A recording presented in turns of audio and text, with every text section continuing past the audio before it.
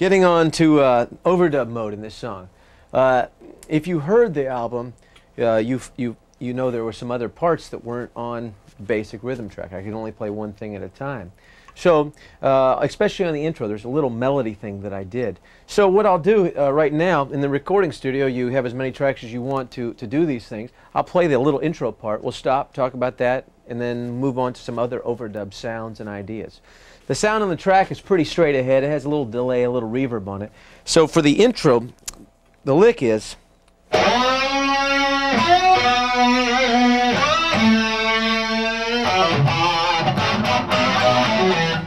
then it goes up the octave.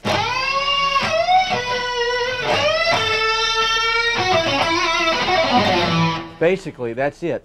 If it was just a straight guitar sound, it would be... you know, kind of so-so. Anyway, to go along with what's on the track, I decided to put a little schmo on it, or chorus, whatever you want to call it. I'll talk about the rack in a little bit, but I'll give you a little example of what it'd be like overdubbing here. Play.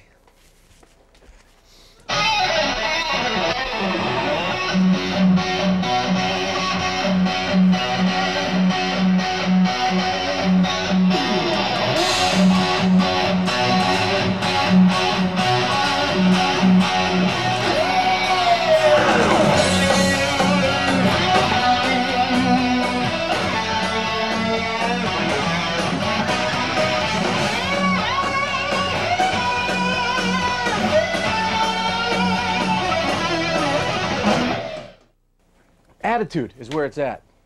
I'm going to do that again. I'm going to even do it a little bit wilder. Sometimes you get in the studio and a producer's going to say, play it very even. You know, we want this to sound like it's not too crazy. Or you may get on a situation where you're in a rock and roll session where they say, come on, make this sound crazier. So turn up the guitar a little bit, and we'll do it again with a little more attitude. The same part, mind you.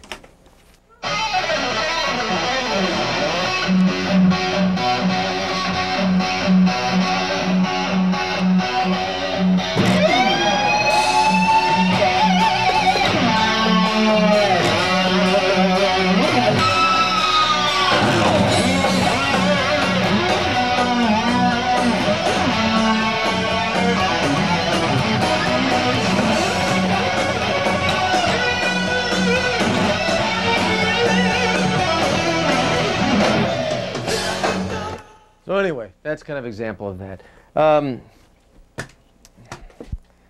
The first lick in the song, I get asked probably more than any lick on anything that I've ever done, how is that lick done? I'll show it to you real quick. It's the simplest lick, at least the way I think it is. It's simple. I'll do a slow motion version of it. It's just a pattern that I play 3 times in a row. It's same again. Same thing, a string down, one more string down,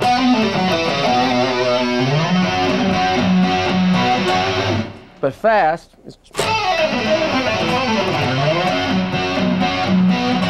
It's all in the attitude, it's all on the wrist, you know, it's like tennis.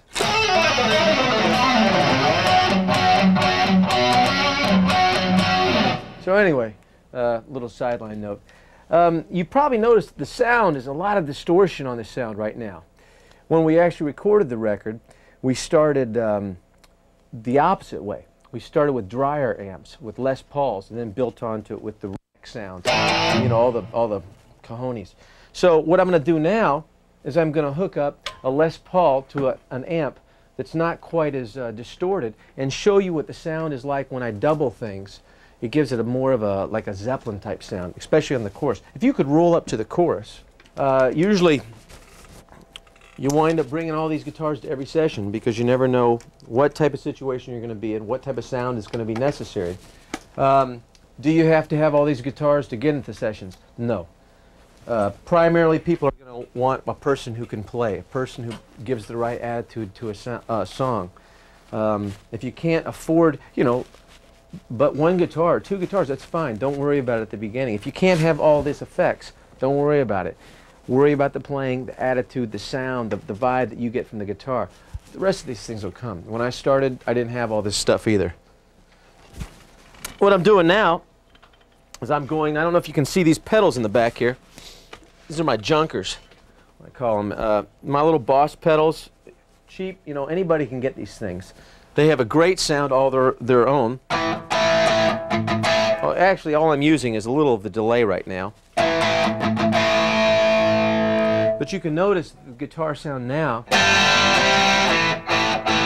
more Marshall-esque. I'm not using my Marshall, but I'm using my PV50 watt. Just a good sounding amp. Just basic. It's not as woofy and as big and as mighty as the other sound. But listen to when I add this sound on the chorus lick, though.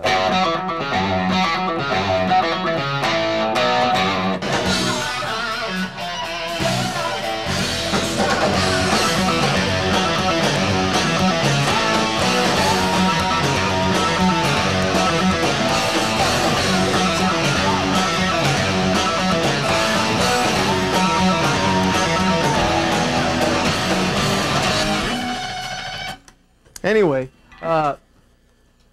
what you noticed is the sound got what I call more Zeppelin-esque. It's the combination of guitars that are not as distorted, like this one. If you play it lightly, it's fairly clean. You have to hit it a little bit harder. Combining those sounds with sounds that are more distorted, it gives you a depth in guitar sounds that you can't get with just like an overdriven amp, you know, with all the knobs turned up. You have to get that clarity. What we try to get, like on our Giant records, is that clarity of sound. And it starts with guitar sounds like this.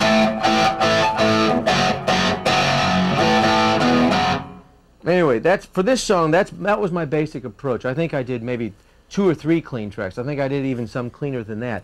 Pushed them in the back a little bit so that you really hear the notes. And then I put on the Gonzo guitar with all the bells and whistles. And got Time to Burn.